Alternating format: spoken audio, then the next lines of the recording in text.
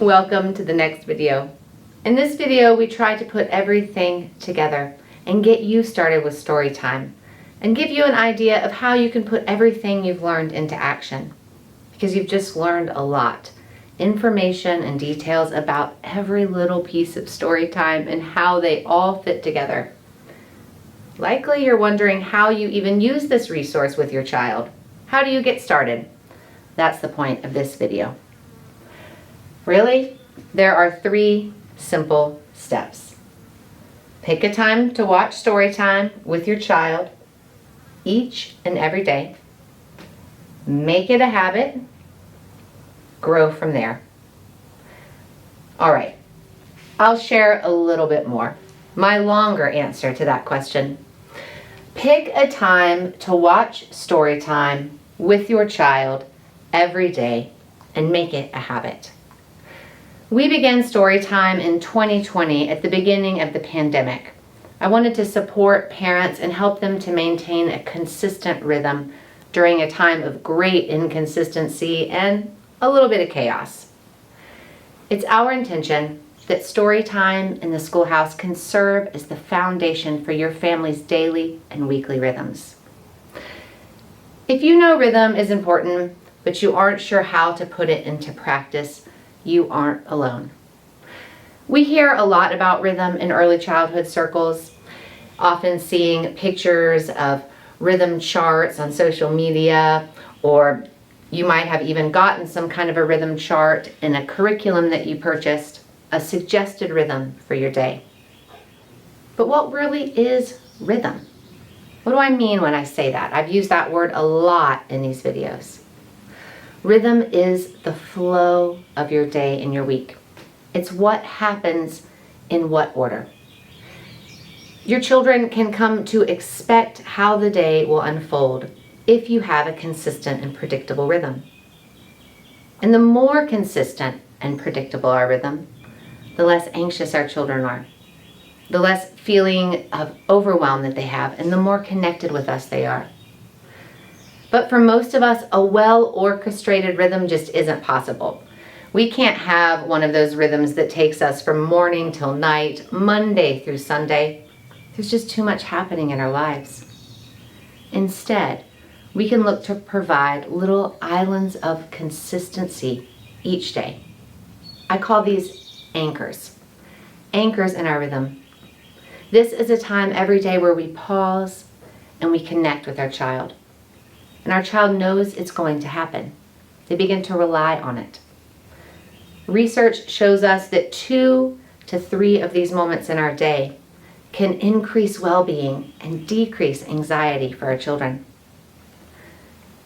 So an anchor is a predictable and consistent moment of connection with your child. If your child expects to have this time every day or throughout the week to connect with you, then they won't need to use less desirable ways of seeking attention, if you know what I mean. We encourage you to use story time in the Schoolhouse as one of your anchors. Pick a time to watch story time every day with your child. And I don't mean clock time. When I say a time, I mean a time in your flow of the day.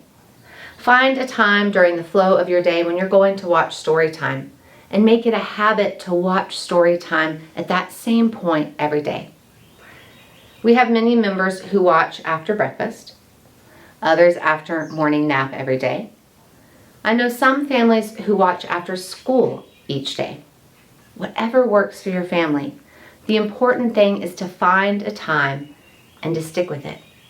And then use that moment to connect with your child every day. I think it's important that I stop and make sure that I have made this clear. Story time is meant to be enjoyed with your child. It's meant for you to take time to sit down with your child and to watch story time together. I understand that screens can sometimes be a great way to keep our children occupied when we have things to do. Some of us may choose to do that and some of us don't. But I encourage you not to use story time for this purpose. Use it as a daily time of connection with your child. I promise you that you will benefit from it too. So, pick a time to watch every day with your child. Make it a habit and grow from there. What do I mean by grow from there? I believe that in order to create rhythm, we should add a new element, one new element at a time, rather than creating some huge rhythm and trying to do it. So I encourage you to start with story time. Make that a consistent habit, and then add another element to your rhythm. I have some ideas to share with you of what this could look like. This could look like baking bread together as a family every Monday, every Purple Day. Or maybe you work on a craft project from Storytime together every Tuesday, every Red Day. Or maybe like Storytime, each Wednesday your family goes on a field trip together somewhere. There are many things you can do to add layers of rhythm. Do them one at a time. So that's it, friends. That's my simple advice to you for how to get started. Pick a time to watch Storytime with your child every day. We have videos Monday through Friday. Make it a habit. Keep doing it. Keep showing up. And then grow your rhythm from there. That's when you get to add all of those other exciting elements that we provide for you. The recipes, the opportunity to cook and bake with your child, the chance to make things with your hands, and the opportunity to get outside and explore through outdoor projects. I'm looking forward to seeing you bring this to life in your home.